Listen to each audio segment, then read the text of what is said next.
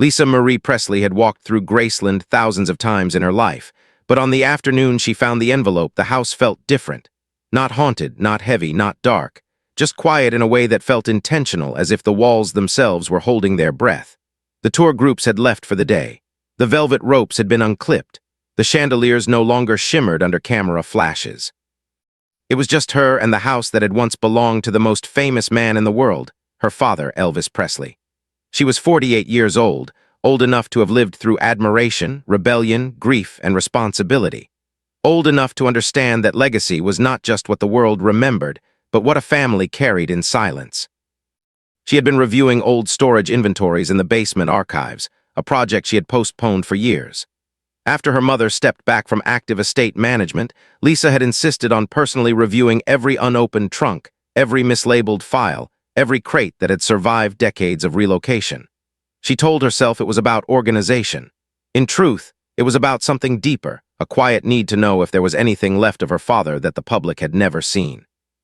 Not the stage outfits, not the gold records, not the photographs frozen in 1977. Something human, something unfinished. The envelope was tucked inside a narrow wooden drawer beneath a marble-topped side table that had once stood in Elvis's private study. The drawer had been sealed behind a false back panel, so cleverly constructed that it would have remained hidden forever had a hinge not loosened with age. When the carpenter removed the panel, he stepped back in surprise. Inside was a single cream-colored envelope, thick, aged, sealed with wax that bore her father's initials pressed into it. EAP. The carpenter looked at her, unsure whether to speak. Lisa Marie felt something shift inside her chest. She knew her father's handwriting the way some children knew their mother's perfume, instinctively, intimately. She took the envelope in her hands, and even before breaking the seal, she recognized the slope of the inked letters across the front. For Lisa Marie, to be opened when you are ready. The room seemed to grow smaller. She dismissed the staff quietly and carried the envelope upstairs to her father's old bedroom. She did not sit at the desk. She did not turn on the lights.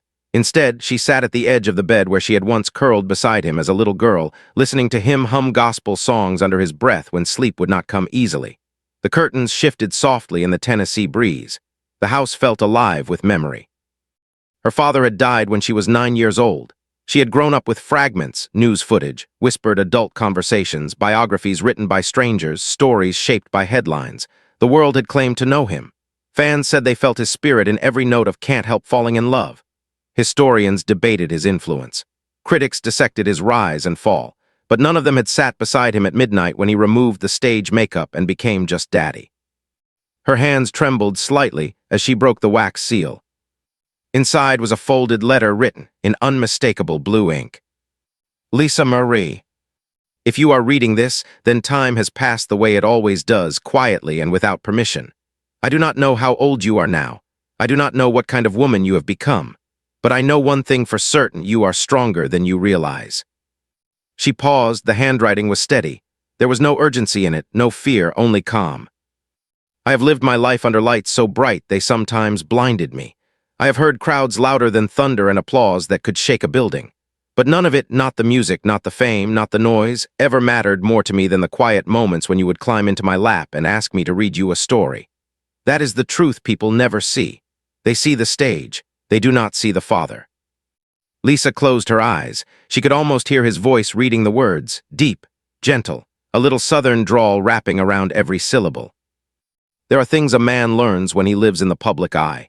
He learns that admiration can turn into expectation. Expectation can turn into pressure. Pressure can turn into fear. And fear can make a man forget who he is.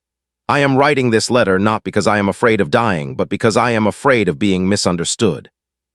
Lisa swallowed hard. If I leave you anything in this world, let it not be confusion. Let it not be rumor. Let it not be the weight of unanswered questions. I have made mistakes. I have trusted the wrong people at times. I have pushed myself too far, but I have never stopped loving you. And if there are stories told about me that feel incomplete, remember this. People only see what fits their narrative. They rarely see the full heart of a man. She felt something unravel inside her, not grief, but recognition. Her entire life had been shaped by narratives. The king, the legend, the tragedy. But here was a father asking not to be mythologized or dissected, just understood. In the drawer beneath this letter, you will find 3 journals. They are not evidence of wrongdoing. They are not confessions. They are reflections. They contain my private thoughts from my final years, thoughts about fame, about exhaustion, about faith, about fear. I want you to have them because you deserve to know me beyond the headlines." She stood abruptly and returned to the study downstairs. The carpenter had placed the drawer and its contents on a long wooden table. Beneath where the envelope had rested were indeed 3 leather-bound journals. Their covers were worn, edges softened by time. She carried them upstairs. The first journal began in 1975. "I am tired tonight, not tired from performing that I can do with my eyes closed. I am tired from pretending to be invincible." Lisa read slowly, absorbing each sentence. "They expect me to be the king every hour of the day, but I am still a man. I still get lonely. I still worry about my health. I still wonder whether the music will outlive me in ways I cannot control. And I worry most about you, Lisa. I worry about the burden my name might place on your shoulders." Her breath caught. The journal was not about conspiracy, not about plotting, not about accusation. It was about vulnerability, about a man grappling with expectations too large for any one person to carry. The second journal was dated 1976. "I have begun to realize that resilience is not about strength. It is about softness. It is about knowing when to step back. I do not always step back soon enough. I give too much of myself to the world and sometimes too little to my own body. If that ever costs me years I could have spent with you, know that it was never because I loved the stage more than you. It was because I did not yet understand how to balance the two." Tears blurred the ink. The third journal began in early 1977. "If anything ever feels unresolved, do not chase ghosts. Chase peace. Do not look for villains where there may only be human weakness. Not every tragedy has a mastermind. Sometimes it is simply a man who pushed himself too far trying to be everything for everyone." Lisa closed the journal and pressed it to her chest. All her life she had wrestled with questions, with suspicion, with the quiet ache of wondering if something darker had been hidden from her. But here, in her father's own words, was a different kind of truth. Not sensational, not explosive, just painfully human. She returned to the letter and read the final lines. "If there are ever 3 people you feel uncertain about, 3 narratives the world tries to hand you, investigate them carefully, but investigate with compassion. Investigate your own heart first. The world will always search for someone to blame. You must search for understanding." The number 3 was not a list of suspects. It was a metaphor, 3 narratives, 3 versions of him, the legend, the addict, the father. And only one of them mattered. The father. Lisa Marie sat there for a long time, listening to the house settle around her. The marble floors, the quiet hum of air vents, the distant echo of footsteps from a security guard downstairs.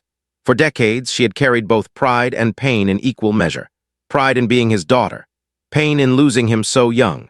She had wondered if there was something hidden, something secret, something that would finally make sense of everything. Instead, she found clarity. Her father had not left her a road map for revenge. He had left her a guide for resilience, a reminder that empathy was stronger than suspicion. That understanding outlived rumor. She walked to the balcony overlooking the front lawn where fans still left flowers. The gates of Graceland gleamed under the setting sun. The world would always remember Elvis Presley as the king, but she now understood something deeper. He had been a man trying to survive his own myth. And she had been the reason he kept trying. As twilight settled, Lisa Marie felt something she had not felt in years, not closure, not finality, but peace. The kind that does not erase grief but softens it. The kind that reminds you that love does not end when applause fades. She whispered into the quiet air, "I understand now." And in that understanding, she felt the resilience her father had hoped she would discover. This was not the story the tabloids would print. It was not the headline that would shock the world. It was something rarer, a daughter choosing empathy over suspicion, healing over spectacle, truth over drama. The journals would be preserved, but not displayed as scandal. They would be archived as reflections of a man who was imperfect, overwhelmed, and deeply loving. And for the first time since she was 9 years old, Lisa Marie Presley felt not like the guardian of a legend, but like the daughter of a father who had trusted her with his most honest self. In the days after she found the letter and the journals, Lisa Marie Presley moved through Graceland differently, as though the house itself had shifted its posture. For decades she had carried her father's legacy like a carefully balanced crown, polished, protected, defended. She had learned early that being the daughter of Elvis Presley meant living inside a story that never stopped being told. Even in grocery stores or quiet airports, she felt it, the recognition, the expectation, the silent curiosity. People did not just see her, they saw him reflected in her face and her name in the way she walked. And for much of her life, she had responded to that weight with armor. She became strong, guarded, sometimes distant. It was easier to resist the narrative than to be swallowed by it. But now, after reading his private words, something inside her had softened, and that softness felt unfamiliar, almost fragile. She spent one long afternoon alone in the meditation garden, sitting near the stone that marked where her father rested. Tour hours were over. The air had cooled, and the Tennessee sky stretched wide and pale above her. For years she had come here with complicated emotions. Grief had never been simple. It had layers: childhood confusion, teenage anger, adult longing. There were times she had felt proud beyond measure, and other times she had wished desperately to be anonymous. The journals had not erased any of that complexity. Instead, they had reframed it. They revealed a man wrestling not with enemies but with himself. A man aware of his limits but unsure how to step back from the machine that fame had built around him. She realized then that much of her own restlessness had mirrored his. The pressure to perform, to prove, to carry the Presley name forward without stumbling. She had pursued music not because she wanted to replicate him, but because it was the language she had inherited. And yet every song she released was weighed against his catalog. Every interview circled back to comparisons. It had taken years for her to understand that legacy was not replication. It was evolution. Her father's journals were not instructions for revenge or mystery. They were reminders that identity must be chosen, not inherited by default. Back inside the mansion, she sat at the long dining table and spread the journals out before her again. She reread passages that spoke about exhaustion and balance, about faith, about the danger of believing your own myth. She noticed something she had missed the first time: how often he mentioned her laughter. How often he described simple moments like watching her chase a puppy across the lawn or falling asleep in the backseat of a car after a late-night drive. These were not the entries of a man obsessed with his fame. They were the entries of a father afraid of missing ordinary life. And suddenly, Lisa Marie understood that his greatest fear had not been public criticism or career decline. It had been absence. It had been leaving her too soon without giving her something solid to hold on to. That realization stirred a different kind of responsibility within her. She had always protected Graceland as a monument. Now she began to see it as a classroom.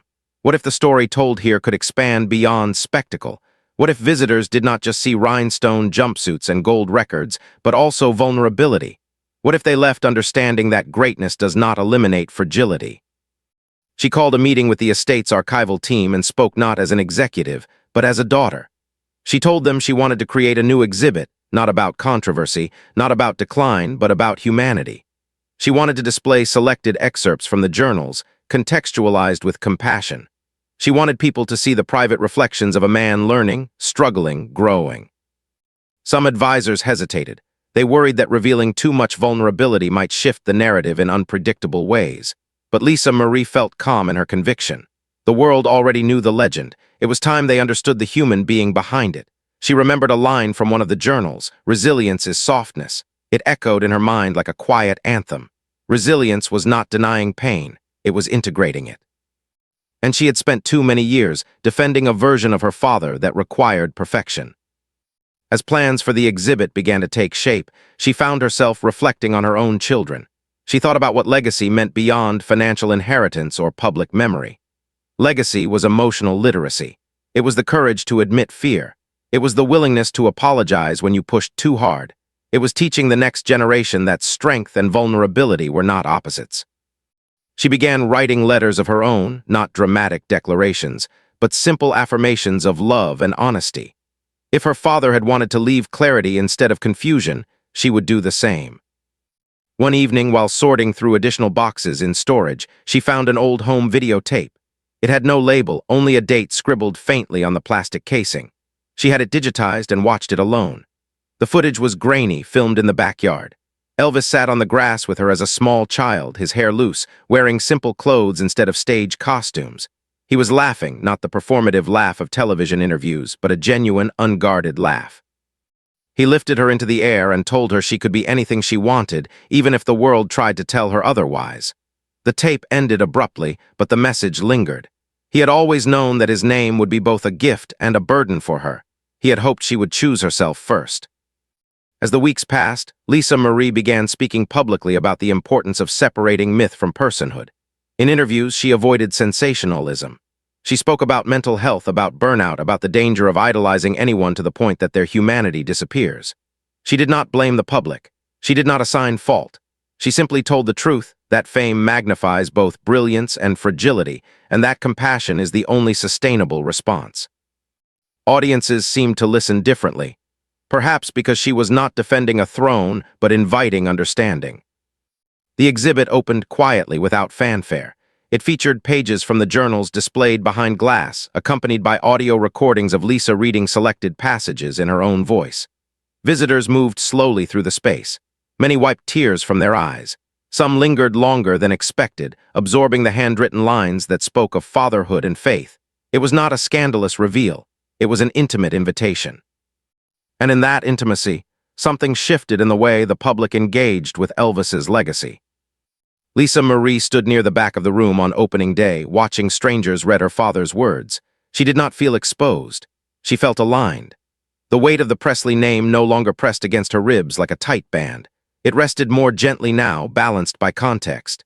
She realized that her life had been shaped not by tragedy alone, but by opportunity, the opportunity to reinterpret, to reframe, to humanize. That night she returned once more to the meditation garden.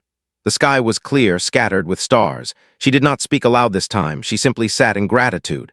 Her father's letter had not answered every question of her childhood. It had not erased the ache of losing him at 9 years old, but it had replaced suspicion with empathy. It had replaced myth with memory. And perhaps most importantly, it had reminded her that resilience is not loud. It is quiet, steady, persistent. As she rose to leave, she felt an unexpected sense of continuity. The story was not over. It had simply evolved. She was no longer the little girl left behind in 1977. She was a woman shaping legacy with intention. The world would continue to debate, analyze, celebrate, and critique.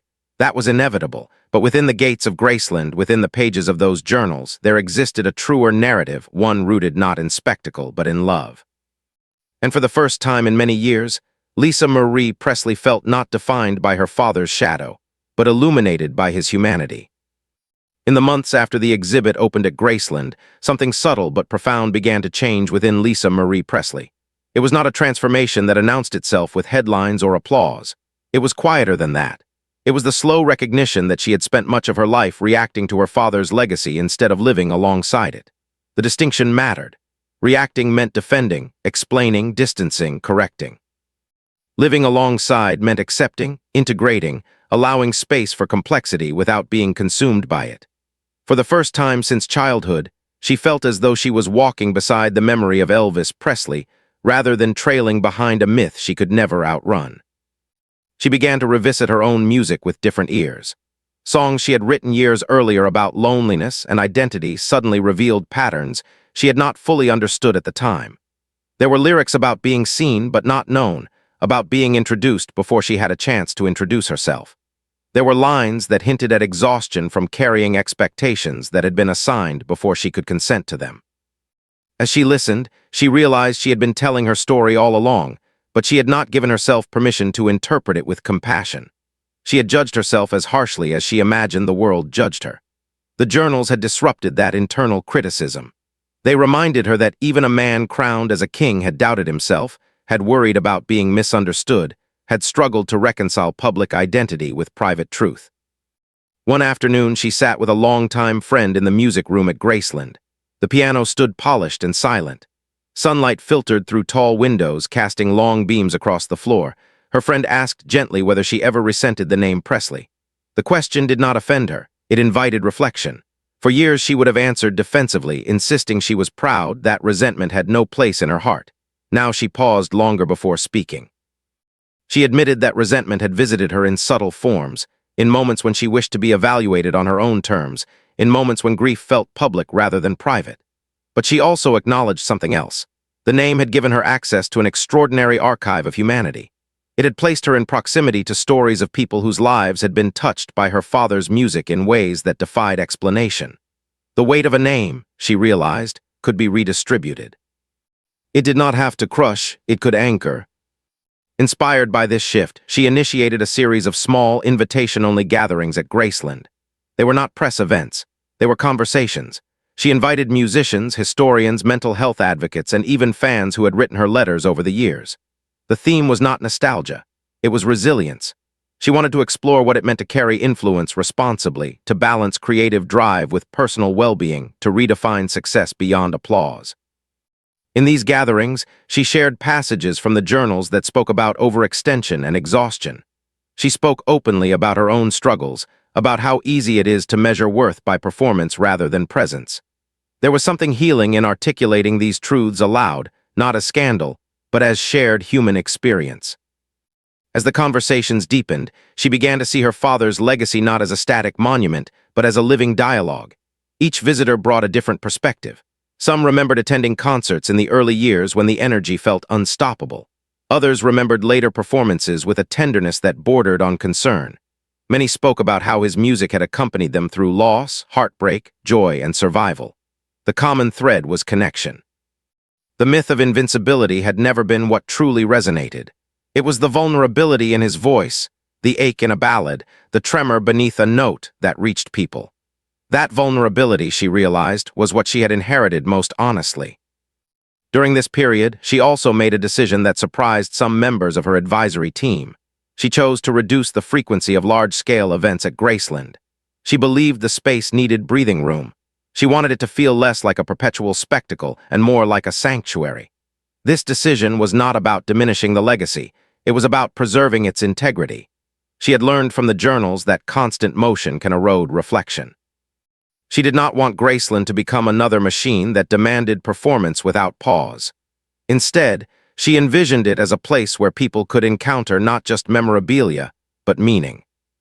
Privately, she began writing more consistently, not for publication, not for interviews, but for herself. She wrote about childhood memories that had once felt blurred by grief. She wrote about the first time she realized strangers felt entitled to her sorrow. She wrote about motherhood and the fear of repeating patterns of overextension. And she wrote letters to her father, though she did not expect replies. In one letter, she thanked him not for the fame he left behind, but for the honesty he preserved in ink. She admitted that she had once searched for dramatic explanations for his early death, because drama felt easier to process than human limitation. It was simpler to imagine external forces than to accept that even extraordinary people are bound by fragile bodies. Recognizing that did not diminish him. It humanized him. The more she embraced this humanized perspective, the more her own public voice began to change. Interviews became less guarded. She allowed herself to say, "I don't know," when asked about unanswered aspects of the past. She resisted the pressure to deliver definitive narratives. Instead, she emphasized the importance of context, of nuance. She spoke about how grief evolves rather than disappears. She encouraged others to examine their own inherited stories. The narratives passed down through families that shape identity long after the original voices are gone. One particularly moving moment occurred during a private evening concert held in the smaller music room rather than on the grand lawn. A young singer performed one of her father's gospel songs with stripped-down instrumentation. The performance was not flashy. It was raw, intimate. Lisa Marie felt tears rise unexpectedly. In that moment, she understood that legacy is not sustained by grandeur alone. It survives through reinterpretation, through new voices daring to infuse old melodies with present emotion. The echo had become her voice, and now it was becoming others' voices as well. Later that night, walking alone through the quiet halls, she reflected on the path that had brought her here. The discovery of the letter had not exposed hidden enemies or conspiracies. It had exposed her own assumptions. It had challenged her to confront how easily suspicion can fill the gaps left by pain. By choosing empathy instead, she had altered the trajectory of her relationship with the past. She no longer felt compelled to solve every mystery. She felt compelled to live responsibly with what was known and unknown alike. In conversations with her children, she found herself repeating themes from the journals. She spoke about balance, about stepping back before exhaustion becomes identity, about recognizing when admiration begins to distort self-perception.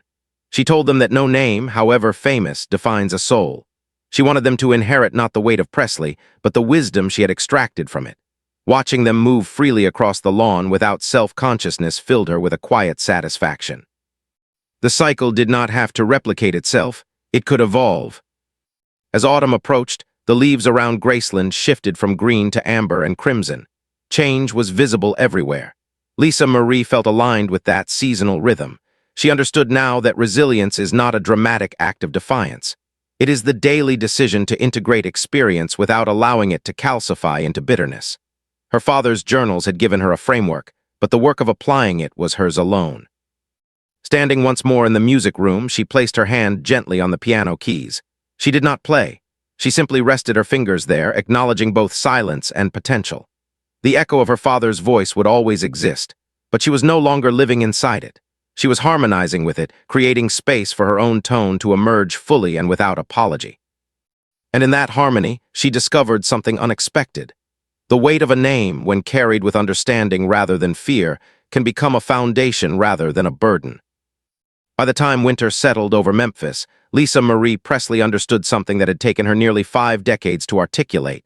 Legacy is not what you inherit, it is what you transform. The gates of Graceland still drew visitors from around the world, still gleamed in photographs, still represented a chapter of American music that would never be erased. But inside those gates, the atmosphere had changed. The house no longer felt like a shrine frozen in 1977. It felt like a living space again, a place where memory and present life coexisted without competing. And in that shift, Lisa Marie found a deeper sense of peace than any public vindication or grand revelation could have provided. She often thought about how easy it would have been to choose a different path after discovering her father's letter and journals. It would have been simple to search for drama, to frame his reflections as secrets withheld from the world, to allow speculation to fill the spaces between the lines. Sensationalism attracts attention quickly, but attention is not the same as meaning. Her father had not asked her to defend him with noise. He had asked her to investigate with compassion, to examine narratives carefully, to choose understanding over accusation. That request, though quiet, had been revolutionary in her own heart. In the early weeks of the new year, she organized a private gathering at Graceland that was unlike any event the estate had hosted before. There were no press releases and no exclusive invitations for celebrity appearances. Instead, she invited a small group of young artists, many of whom had written to her about the pressure of sudden success. They were musicians, actors, poets, and dancers navigating their own relationship with public identity. Lisa Marie did not position herself as an authority. She positioned herself as someone who had lived long enough to recognize patterns. The conversations were honest and unscripted. She spoke about the danger of confusing applause with self-worth, about how easy it is to let admiration become obligation, about the subtle way exhaustion can masquerade as dedication.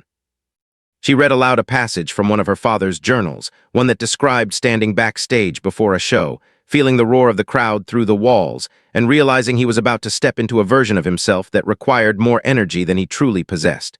She paused after reading it and asked the room a simple question. "Who are you when the lights go off?" The silence that followed was not awkward. It was contemplative. That silence, she realized, was the beginning of wisdom. It was the space where myth dissolved and humanity surfaced. As the evening progressed, she noticed something extraordinary. The young artists were not interested in tales of grandeur. They were interested in survival. They wanted to know how to maintain integrity when the world projects identities onto them. They wanted to know how to step back without feeling like they were failing. In sharing her father's vulnerability, Lisa Marie offered them something more enduring than inspiration. She offered them permission. Permission to be imperfect. Permission to prioritize health over headlines. Permission to redefine success on their own terms. Later that night, after the guests had left and the house was quiet once more, she walked alone through the hallway lined with photographs from her father's early career. Black and white images captured him at 20, confident and luminous. Color photographs showed him later, more contemplative, sometimes visibly tired. For years, she had looked at these images as artifacts of a public journey. Now she saw them as stages of growth. Every person evolves. Every body carries strain differently. She no longer viewed those later photographs with defensiveness or denial. She saw them with compassion. It occurred to her that much of her early adulthood had been shaped by the instinct to protect a flawless version of her father. She had feared that acknowledging his exhaustion might diminish his greatness. But the journals had dismantled that fear. They revealed that greatness and fragility are not mutually exclusive. In fact, they often coexist. The power of his music had not emerged despite his vulnerability. It had emerged through it. That realization changed the way she understood her own life. She did not need to present strength without cracks. The cracks were where light entered. In private moments, she sometimes imagined what it would have been like if her father had lived long enough to watch her navigate adulthood. She wondered whether he would have recognized the tension she carried, the way she braced herself in interviews, the way she guarded her tone. She suspected he would have, and she suspected he would have told her to breathe, to remember that no crown is permanent, to remember that music is meant to connect, not to consume. As spring approached, she initiated one final addition to the Graceland exhibit. It was not about her father alone. It was about legacy as a living process. She created a wall where visitors could write reflections about someone in their own lives whose humanity had been overshadowed by reputation or expectation. The responses were deeply personal. Some wrote about parents who were admired in their communities but struggled privately. Others wrote about teachers, pastors, coaches, or grandparents whose quiet sacrifices were rarely acknowledged. The wall became a tapestry of stories that echoed a universal truth. Behind every public image is a private heart. Standing before that wall one afternoon, Lisa Marie felt something close to completion. Not an ending, but a maturity. The narrative of her father's life would always include brilliance and tragedy, triumph and strain, but she had chosen how to carry it. She had chosen not to reduce it to suspicion or spectacle. She had chosen to elevate its most instructive elements: empathy, reflection, humility. In her own home, away from the estate grounds, she found herself living more deliberately. She spent more time outdoors, more time listening rather than speaking. She allowed herself to say no to invitations that felt draining. She began treating rest as discipline rather than indulgence. The journals had not only reshaped her understanding of the past, they had redirected her present choices. In honoring her father's lessons, she was protecting herself from repeating patterns he had wished he had recognized sooner. One evening, as dusk settled and the sky turned lavender above the Graceland lawn, she returned to the meditation garden one last time before closing hours. The air was warm, the scent of blooming magnolias faint but present. She stood before her father's resting place and felt no dramatic surge of emotion. Instead, she felt steadiness. She did not need to ask questions anymore. She did not need to search for hidden explanations. The letter and journals had given her what she truly needed: context and clarity. She spoke softly, not for the world to hear, but for herself. She told him that she understood now, that she had once mistaken silence for secrecy, when sometimes silence is simply reflection. She told him she had chosen empathy. She told him she had learned that resilience is not loud defiance but quiet alignment. She thanked him not for the fame or the fortune, but for the honesty preserved in ink. As she walked back toward the house, she realized that the echo she had once lived beneath had become a harmony she could stand within. Her father's voice would always resonate in the halls of music history, but it no longer overshadowed her own. It accompanied it, and in that accompaniment she found balance. The world would continue to debate, celebrate, reinterpret. That was the nature of legacy. But within her, the story had settled into something truer and more sustainable. She was not the guardian of a myth. She was the steward of a human story, and she had chosen to tell it with compassion. In the end, that choice defined her more than any surname ever could.